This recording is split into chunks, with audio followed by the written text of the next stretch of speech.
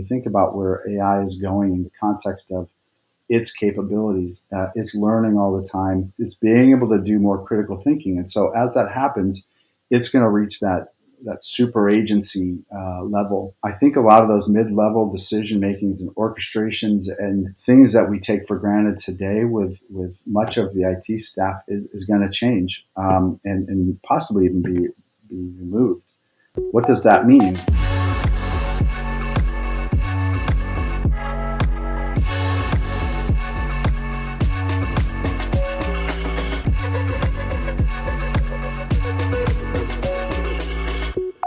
Hello, welcome to Futureproof. My name is Prakash Chandran, and I'm the CEO of Xano. Today, I'm joined by George Bock, a seasoned technology leader who spent the last 20 years helping enterprises modernize their tech foundations, from cloud migrations and M&A integrations to building global IT teams. Now, as CIO at Generali Global Assistance, he's focused on preparing organizations for an AI-native future with systems that are scalable, resilient, and human-centered. Welcome, George. Thanks for having me, Prakash. It's a pleasure. Maybe you can tell us a little bit about your background leading up to what you do today. Yeah, I'd love to. My background certainly is an interesting group of twists and turns. Funny enough, I started my career really not even in IT. I was in more of an accounting, finance, and operations kind of role. And I found my way into IT really through a project as the business owner. And one thing that I learned that's really kind of carried me throughout my career is that line between what's needed and what's produced, right? And so as I've gone through my career, I've taken the opportunity to also enjoy the opportunity to be in multiple industries, and so. Being in multiple industries, I've had a chance to see everything. Spent a lot of time in manufacturing, and then also in, deploying ERP systems and software industry, all the way up through to now. I'm in, kind of the insurance space. So each of those kind of roles through my career has helped me continue to grow, learn more, but then also apply what I've learned to that new company. So. And Yeah. even in there, I also took a stint as an entrepreneur too, starting my own thing. Yeah, you did. And one of the things also by way of background is you were a psychology major. Is that right? I was, yes, which is an unusual thing for most call us technologists or CIOs. But honestly, I use that all the time because my whole goal there was about learning how to interact and work with people, lead people. And then make better business decisions. And I always had my technical bend to my background too. But yeah, that's true. Yeah, I want to dig more into that. But before I do, maybe you can talk a little bit about the role you hold today and like what your like broader charter is. Yeah, so I'm CIO for the North America business unit of a very large financial services and insurance company based out of Italy. My division is based out of Paris, and so we've been experiencing rapid growth in the travel insurance space, and we kind of do a couple things. We are an insurance company first and foremost, but we're also a technology focused company too, because we are in the middle of the buying path of those products that we sell to some very large online travel agents, such as Expedia, all the way down to small online travel providers. And so it's been an interesting journey because we're tackling a lot of change, and we're embracing technology to do that. But at the same time, too, we're dealing with lots of growth pains. And so it's been a fun journey here for the first couple of years in this role. But it's been a lot of fun too. Yeah, looking at your background, you've kind of led a lot of different types of transformations, right? Like cloud migrations, M&A integrations, Yeah. legacy systems, or retiring legacy systems. I'm curious, like, digital transformation is kind of this term that is so generalized and means different things. But for Yeah. you, and everything that you've learned in each one of these, I guess, roles in your life, what are some common themes that you're seeing, and what do you bring to bear in those lessons here at Generali today? Yeah, a great kind of opening part of this discussion. I think, I'm with you. The digital transformation term, we've been doing digital transformation as CIOs for years, right? It's just now the term is more focused on the fact that we are digitizing assets as well, I think. But in reality, we're following a lot of the same principles that I've followed at every company, no matter what the size has been. And so, as the technology landscapes are changing, innovation, kind of has to be at the core of your DNA as you're moving along there with the technology of, we'll say, the time. Um, each of those transformations has always been about growth, speed to market, revenue, and retaining customers to continue the sustainability of your company. And so that has not changed. And then likewise, we're always worrying about budget and costs, and we have to make sure we're managing it within our abilities and capabilities. And so I'd say the last thing that we're all kind of bound by is we're also only as good as that last customer interaction. So our job is to create those teams and those capabilities that satisfy both your internal and your external customers. And in some cases, even with M&A activity, and we're bringing in a new company, we're carving out a company, and we're merging that in. You want to make those new employees and that new business units welcome and able to hit the ground as fast as they possibly can running. So those are really some important aspects, I think, to the digital transformation question. I think, today, when we all think of digital transformation, AI is clearly at the forefront. Automation clearly at the forefront. Data and data science and capabilities clearly at the forefront.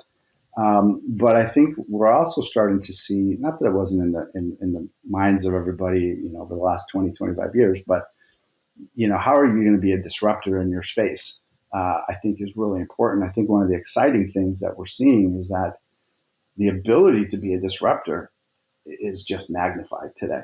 It has grown to a very fast pace with some of these new technologies that are now arising, and I think that's kind of one of the very fun parts that I think we all have to look forward to in the coming months, years ahead. You still got to do all the traditional things you've done. Don't get me wrong. You got to define your vision and your strategy, and you got to have the right people. And if you don't have the right people, or you do have the right people, but they just need new skills, you got to train them. If you don't have the right people, you got to find the right people, which we're all trying to do. I think the key is also around key processes and that foundation of why you're actually doing the transformation in the first place, and having strong communication and governance around the technology you select, why you selected it, and then measure. Measure twice and cut once, kind of thing, right? Yeah. And you don't want to be redoing stuff, and that's really the kind of stuff that I've learned that I carry through in every transformation. I really don't see that changing. It's going to continue, in my opinion. For sure. And I do want to dig into the AI piece of this, but first I want to cover just like the human centricity piece of the way you've approached things. And you kind of mentioned before with your psychology background, a lot of your work has been about uniting teams, like business teams with technology teams, making sure that those transitions are fundamental before anything else. Maybe you can speak to that, because so often I hear about like agility and some of the KPIs that you're talking about.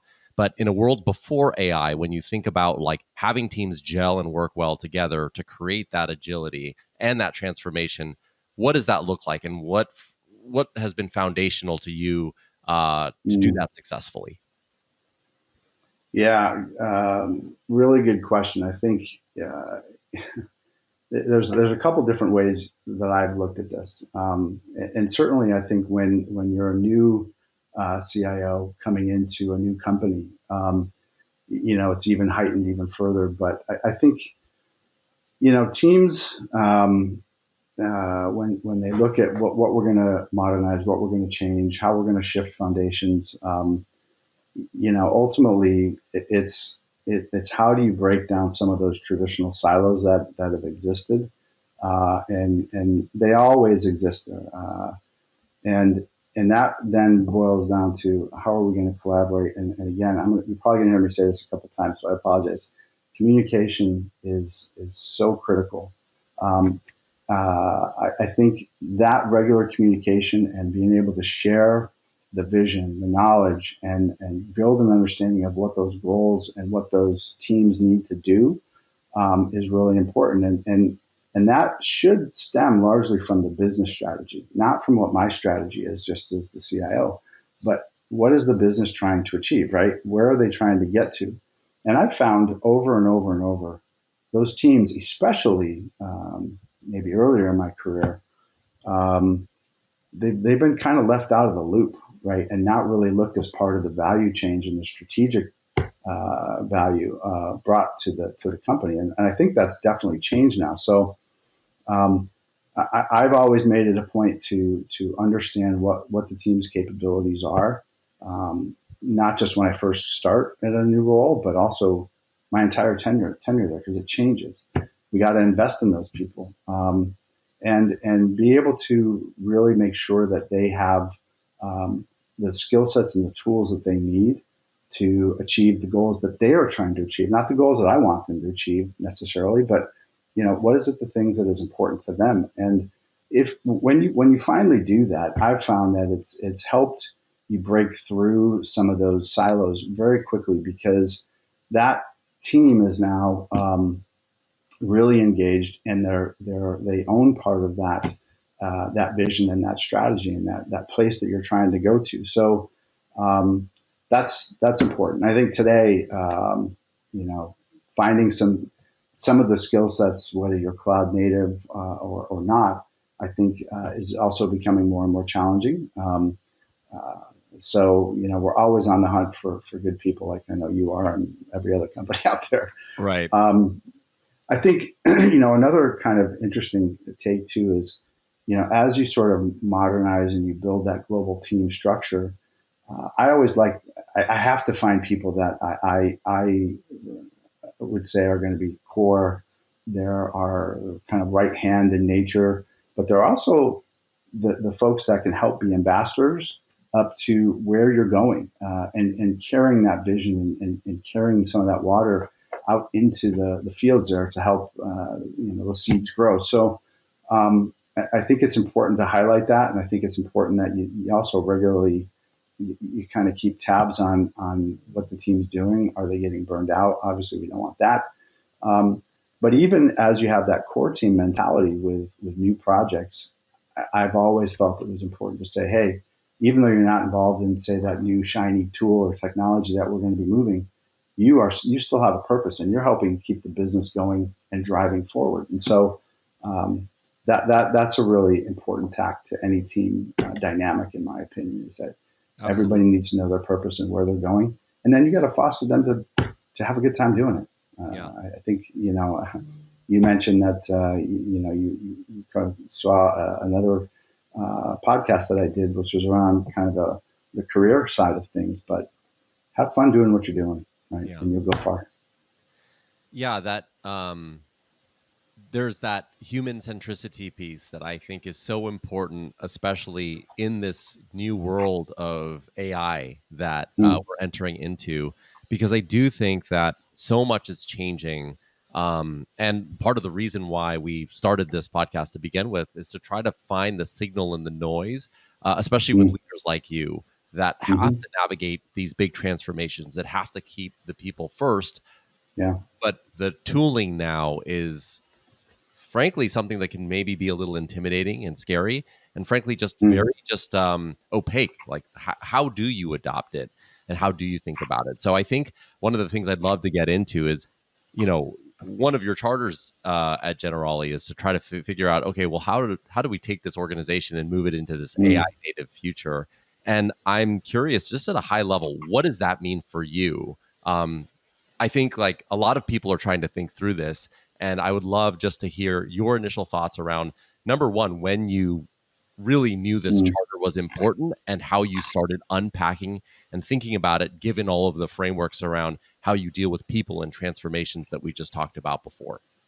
Yeah. Well, fortunately, we've had a very clear directive from our global CEO, who has been really telling us we need to embrace this technology, which is I think really important. When you've got your senior leadership and your senior most leader that is driving you, you tend to push pretty hard. And I think the key thing for all of us is that you no longer can be sitting there saying, well, there's this AI thing that's out there, and it may turn into something or not. I think we're well beyond that at this point.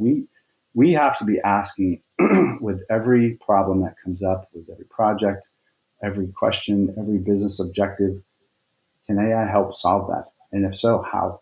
And start to embed that really into the culture of IT, but certainly the culture of the business.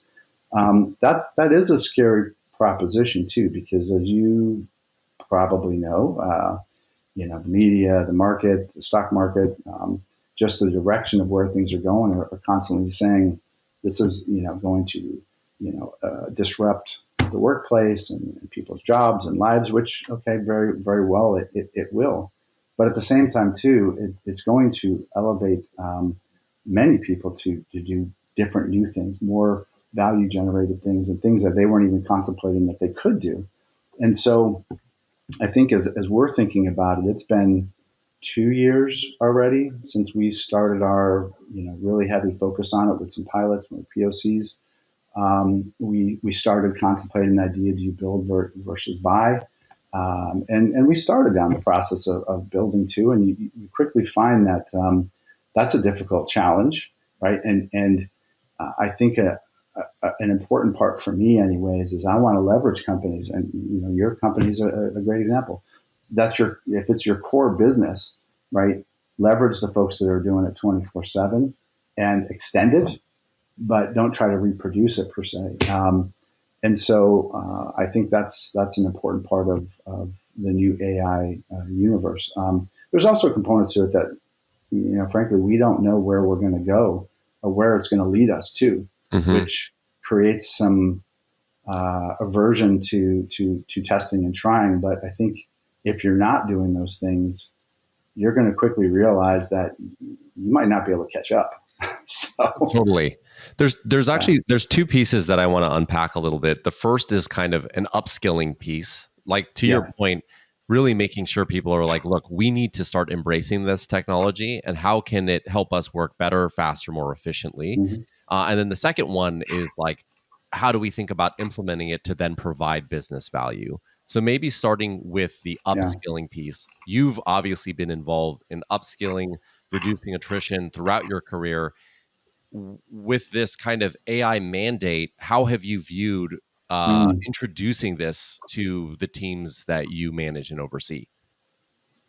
Well, I have, so I regularly have IT all hands meetings for one. So I think I was probably 6 months into this role, where one of the things that I had put out there was, you got to start thinking about this now. And I want to start seeing people come to me directly with ideas and thoughts around, where do you think that AI can help us? Where do you think you see opportunities? And I was thinking largely from just my own team and how we operate. So it's still fairly new to the org.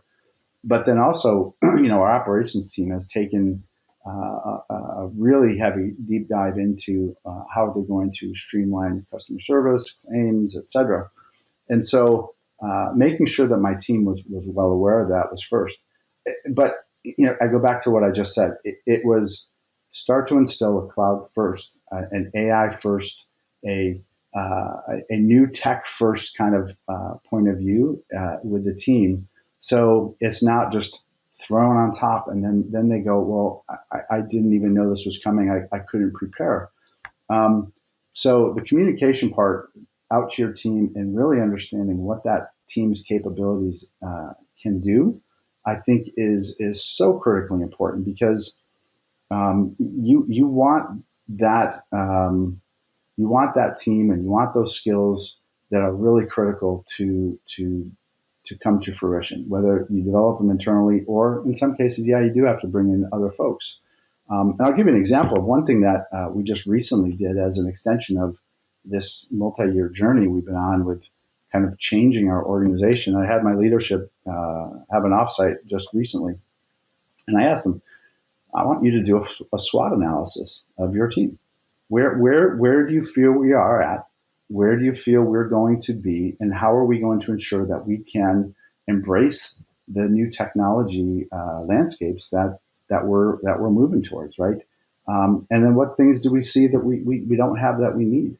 And I'd say last but not least, don't be afraid to move those pieces of the puzzle around a little bit because you do learn about a lot of things that you might not have known about what your team was capable of doing if you just kind of pigeonhole.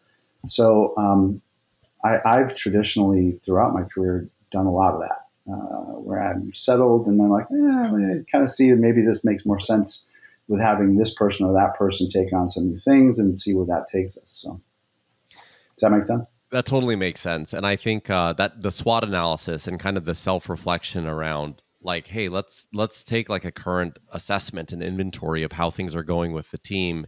And especially with these new toolings, whether it's AI or not, Yeah. how can we be better? Yeah, that's definitely impactful. On the It second, was eye-opening. Honestly, it was a very good exercise. yeah, And to be honest, I don't know how many teams do that anymore. But yeah. it's always been a really, really valuable tool and insights, and it spawns more conversation. Absolutely. So, just outside of just that efficiency that reflection can bring, what is your like thoughts or your point of view around like where AI is actually having impact within an organization like yours? Because Mm, it sounds like there's a lot of discovery that's happening right now. yeah. You're making sure there's obviously the executive mandate from your CEO, yourself to your teams, some experimentation. But where are you seeing signal or threads that you want to pull on Mm. more that you're very excited about? Yeah. Well, make no doubt bone about it. I think the enterprise kind of landscape is not going to look the same a year from now as it does today. So um, I think we're seeing already how it's starting to kind of get revolutionized in the process automation front. I think we're seeing how organizations are really enabling how to streamline themselves, obviously boosting productivity, and we're all trying to get to unlocking kind of new efficiencies, only doing it at a scale. And so, I think those are really starting to make an impact. Um, I do think that we're going to start to quickly see us evolve beyond that, though, and we're having conversations. I know on our side now about how do we kind of cross over the different bridges into the interrelationships between our functional areas and with our customers. They're pushing us, and so I think kind of going back to the team, um, as we talk about those opportunities, I'm asking myself, are our teams ready and able to focus on kind of that higher value proposition if we start to introduce some of those new AI capabilities? And that's where I think we have an opportunity to also uh, uh, grow the capabilities of our existing teams to kind of work in harmony with the AI agents and with the automation processes. Um, and you know, I kind of think that's the next evolution. I think the market itself is telling you where they're going.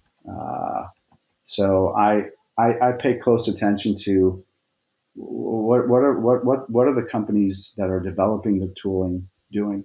What are the companies that are, I'd say, the early adopters doing, the large enterprises doing? And you're seeing a huge amount of investment. And I heard somewhere recently it was going to be, we might hit globally like 375, $400 billion of investment on AI infrastructure and tools alone. And I don't see that stopping. So what's that tell you? That tells you that this isn't hype. It's not going away. And if you think back 20 years, we all were sitting there where the market was telling you, well, you're going to have these little phones and you're going to be able to basically do what you do on your laptop and your desktop. And we're all going, there's no way, that's light years away from where we're at. Mm. Well, here we are. Our phones are more powerful than those computers used to be, and we can't live without it now. And it's an integral component to our capabilities. And so that's where this market is taking us. And you got to be reading those tea leaves to start to say, well, I better start planning for that and make sure that we're building it, because those capabilities, I mean, you see it probably faster than I do, but it's exponentially growing. And it's growing so fast. It's almost impossible to keep up with. And it's overwhelming. So I would say hone in on those really high impact, maybe use cases or things that you say, this is going to make an impact and start and go from there. Mm-hmm. But it's going to be a wild ride. I mean, speaking of the use cases, do you have any like generalized advice? Like if another CIO is listening to this, and there's so many places where, AI could have impact, is there something where you're like, hey, this is a great low-hanging fruit place for you to start potentially solving with AI? What would you recommend? I mean, I think the obvious one is going to be in customer service. And it doesn't have to be externally facing customer service. I think you could look internally, by the way, even within IT, how we support our end users. There is so much wasted time that exists in so many processes. But, there's also so much wasted time trying to find the answer when AI honestly can do that at, lightning fast and give you the most current, most frequent and objective, answer that you need. So I think customer service is honestly, it's a no-brainer. Because then those customer service people, instead of fumbling around trying to find an answer or type an email, which again, like Copilot and many other tools that are out there, enable you to do. But I don't truly think that enough people are playing with it and understand just how impactful and how much time is wasted on a daily basis across an organization. So I would say if you're a CIO, look internally, look at yourself. Honestly, look there first. Yeah, I've heard. It goes into the self-reflection piece and understanding like the real metrics around, time potentially wasted in trying to figure these things out. You mentioned the customer support or success just internally. I've heard this before, this internal knowledge base that just makes it really easy for people to look for the information that they're trying to find very quickly without fumbling, right? And that can just reduce so much time. So much time, right? And I'm sure you've seen it. I've seen it over and over and over and over in every business I've been a part of. Especially established companies that have been around a while, they got silos of stuff everywhere, right?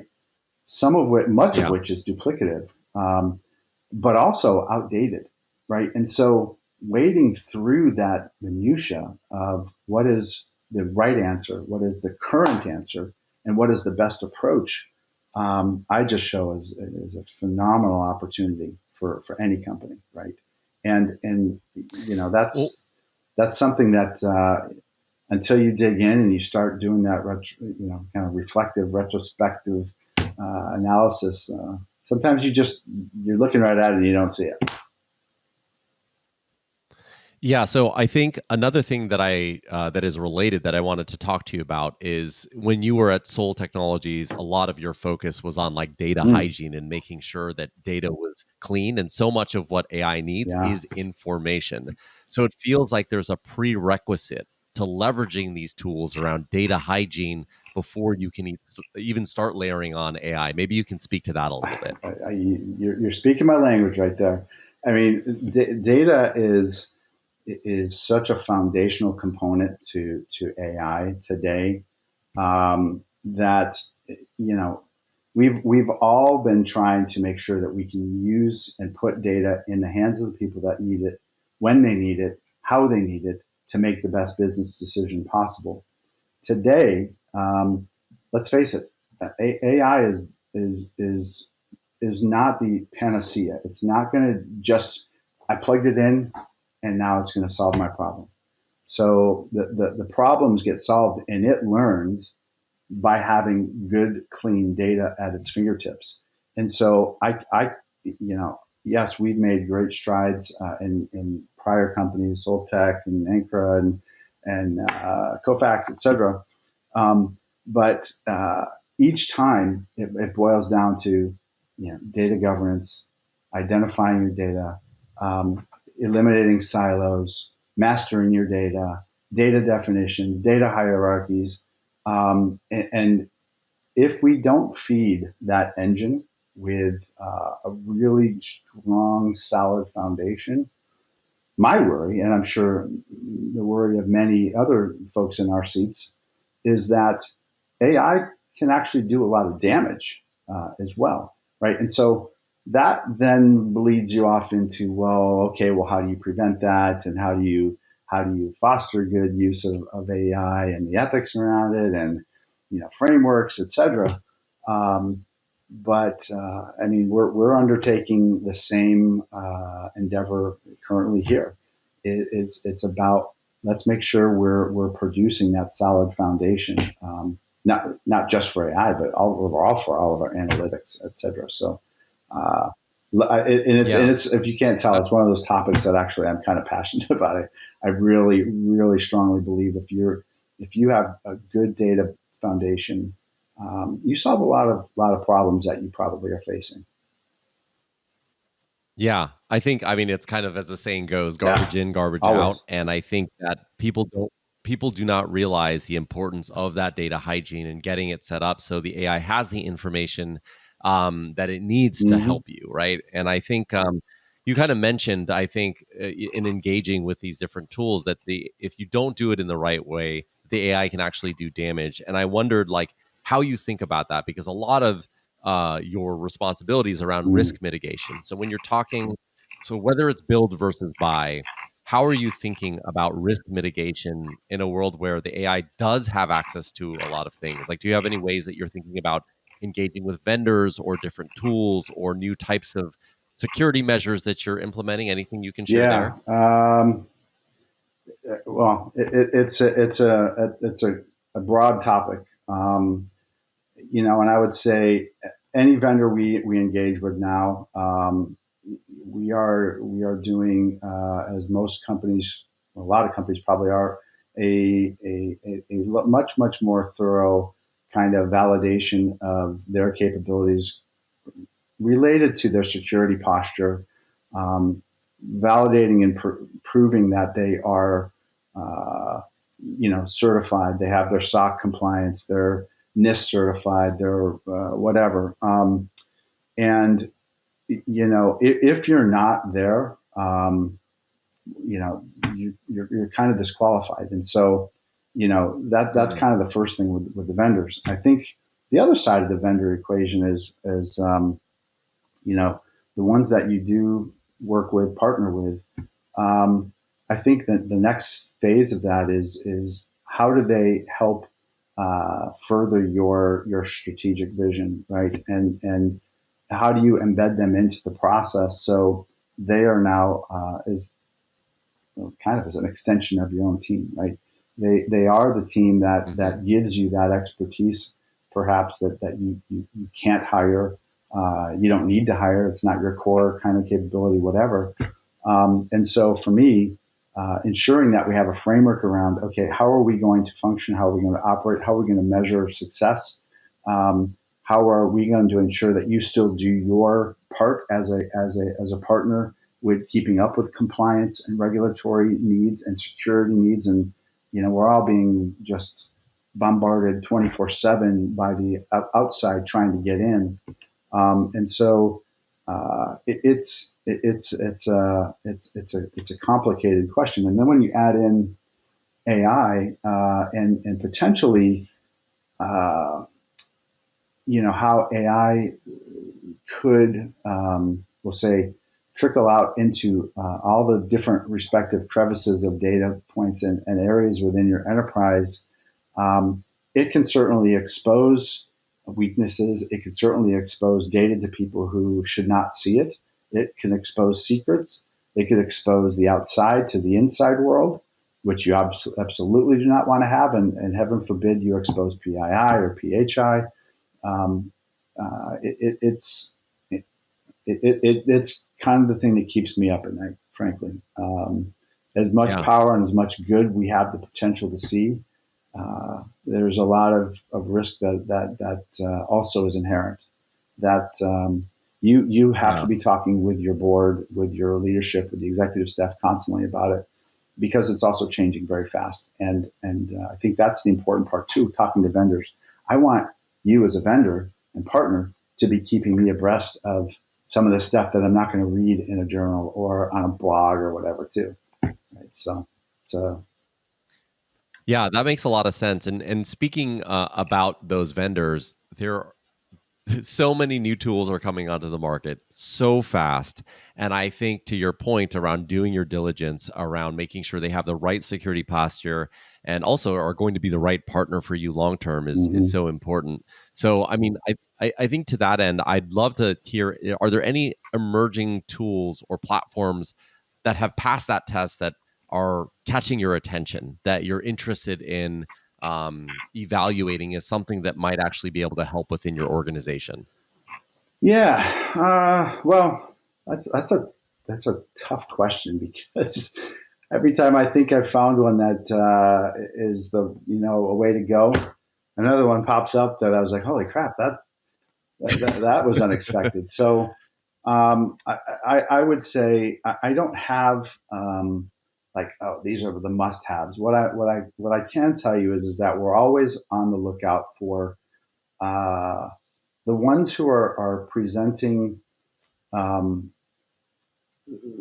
solutions, or at least talking to the world that they can help solve solutions that I have. And in fact, this is kind of how we got engaged with Xano, right? And how we've started to learn about what your capabilities are.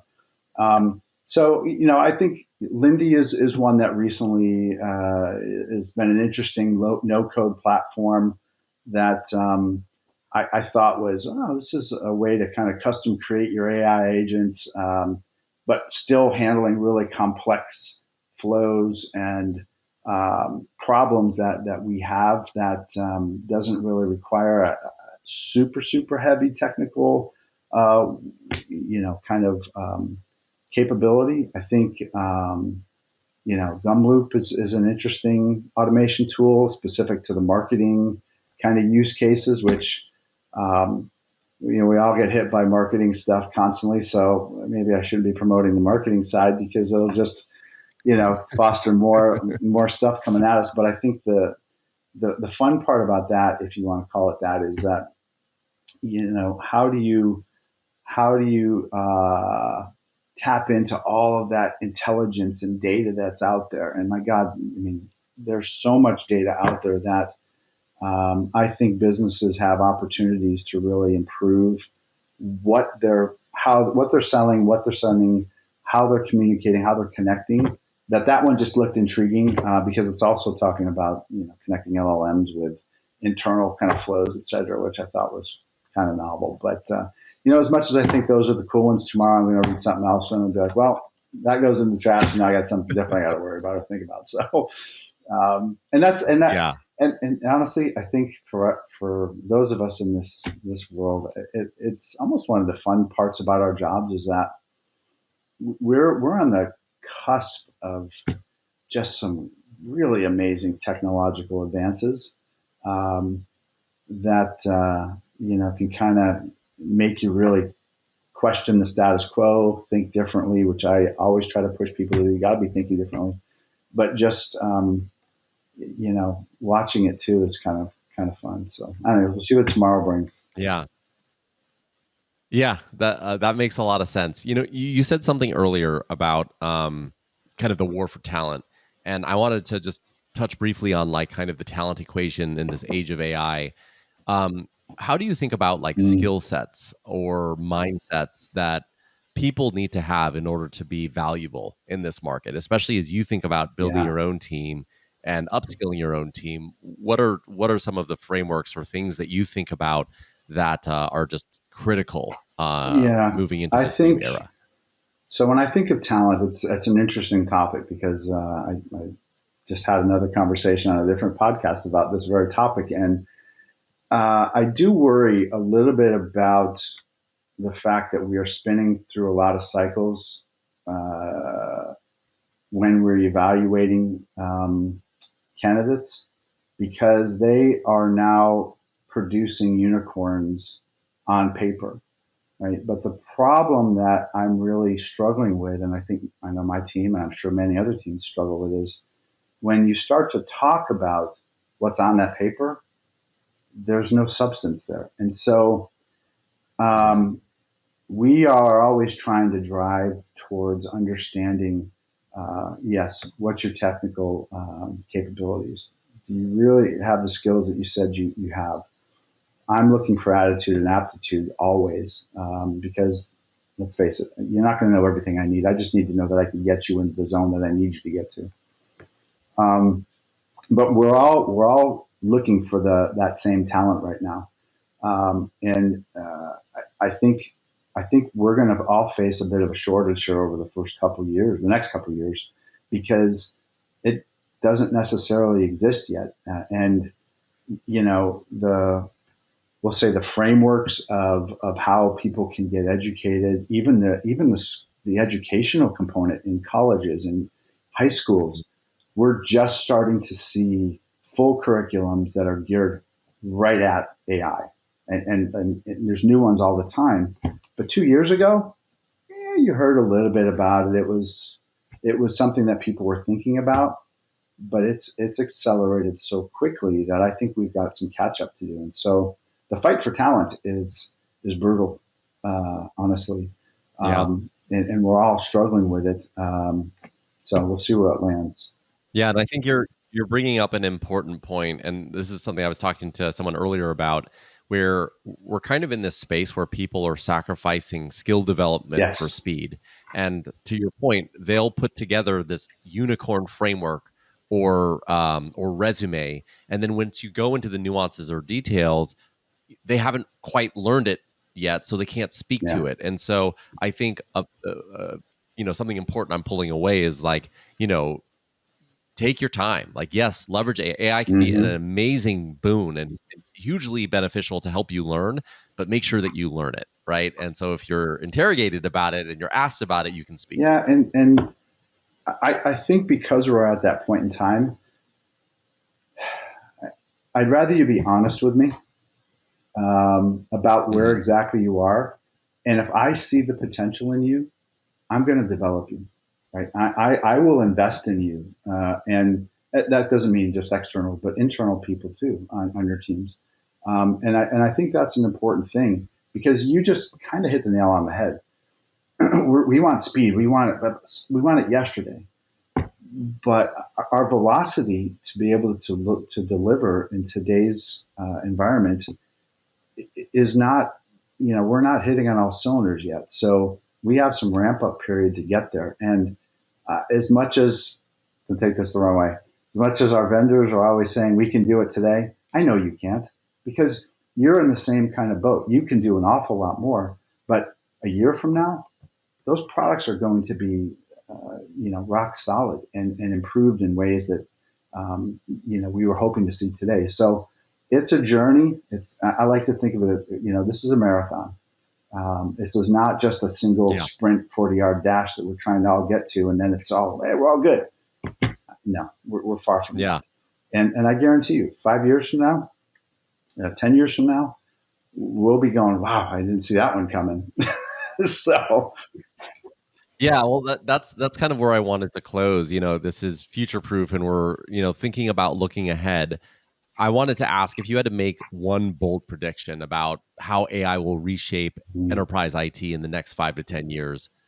What would that yeah, be? that's a scary one. And I'm sure that many people who listen to this probably will be going, okay, maybe I got to make some changes. But I think AI, like we said, it's going to transform how we operate. There's no two ways around it.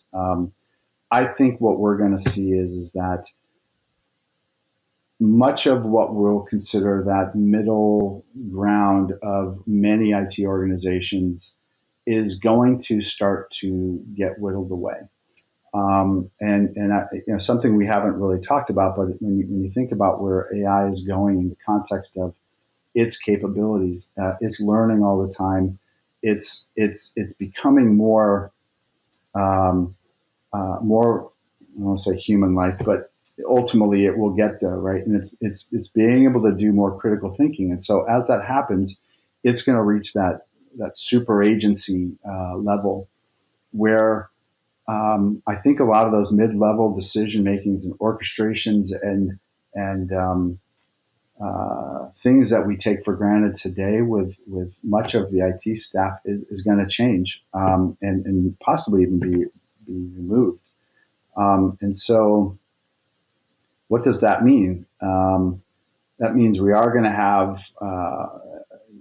kind of a shift coming from that productivity boast and agentic AI automation, workflow automation kind of mindset to that new enterprise view that is completely different than what we have today. And it's not just that we're automating single tasks or single processes, but we're actually automating and creating a very flat layer of an organization, and in some cases eliminating it, making us very fast, creating a lot of new capabilities. But it's also, I think, going to be